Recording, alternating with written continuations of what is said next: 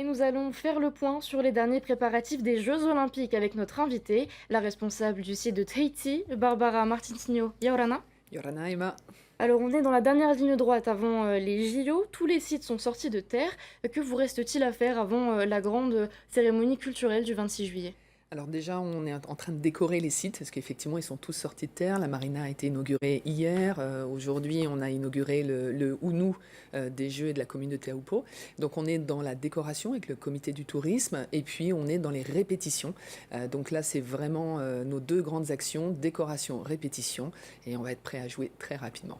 L'accès sera réglementé sur site autant à terre qu'en mer. Ça ne sert à rien de tenter de s'approcher de la vague ou alors du site olympique. Et si on n'a pas d'accréditation ou d'invitation, la sécurité sera vraiment intransigeante aux Jeux olympiques. Oui, oui, tout à fait. Elle le sera pour des raisons assez simples en fait. C'est que la topographie du site ne permet pas d'accueillir trop de monde.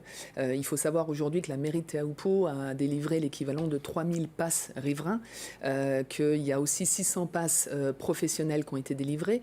De notre côté, nous, on attend l'équivalent de 1000 accrédités et on a encore 600 spectateurs par jour. Donc tout ça accumulé fait plus de 5600 personnes sur Te Aupo qui, bien sûr, ne seront pas là en instant T, mais qui potentiellement évolue sur la zone. Donc bien évidemment, on vient doubler, tripler la population de Te Aupo et on est forcément obligé de limiter l'accès à la zone parce que la zone ne peut simplement pas accueillir tout le monde.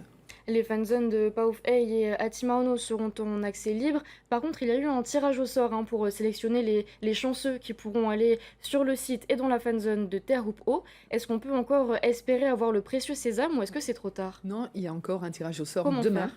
Eh ben voilà, faut aller sur la page Je Surf Tahiti, qui est la page Facebook donc de Paris 2024 à Tahiti, et s'inscrire. Donc les inscriptions ont lieu encore demain, jeudi, et un dernier tirage au sort, le dernier vendredi. Ça, c'est pour la fan zone du PK0.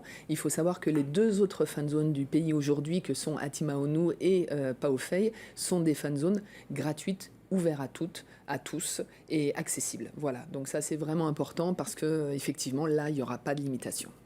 Les 21 délégations, les athlètes arrivent au compte-gouttes ici au Fénois pour prendre leur marque sur la vague. Les entraînements officiels commenceront le 21 juillet. Est-ce que de belles conditions sont prévues par les spécialistes de la houle et les météorologues? Alors, bien évidemment, à 10 jours, on scrute avec attention les conditions. Il faut savoir aujourd'hui qu'on a des officiels techniques internationaux qui sont des spécialistes de la prévision météorologique et notamment sur la houle. Et puis, bien évidemment, on a aussi Météo France qui nous donne des indications. Donc, à date aujourd'hui, on est sur 2 jours potentiel de démarrage le 27 ou le 28, une pause potentielle de 3 jours et une reprise le 1er et le 2. Mais tout ceci est valable à date aujourd'hui et bien évidemment sera amené à évoluer dans les jours qui viennent. Marketing d'embuscade, actes de contrefaçon qui compromettent gravement l'intégrité des Jeux olympiques. Et c'est comme cela que sont qualifiées les marques non partenaires de l'événement qui proposent des objets à l'effigie des JO. Et c'est strictement interdit par la loi, je le rappelle. Pourtant, en Polynésie, dans certains commerces, on voit ce type d'objets. Que risque-t-il? Alors, il faut déjà dire pourquoi c'est interdit. C'est interdit aujourd'hui parce que le comité d'organisation des Jeux Olympiques est financé à 98% par des fonds privés. Donc, en gros, ce sont les sponsors qui participent financièrement à l'organisation des Jeux. Et quand on met ces sommes-là sur la table, évidemment, on s'attend à ce que nos droits marketing, les droits marketing des sponsors, soient bien évidemment exclusifs et respectés.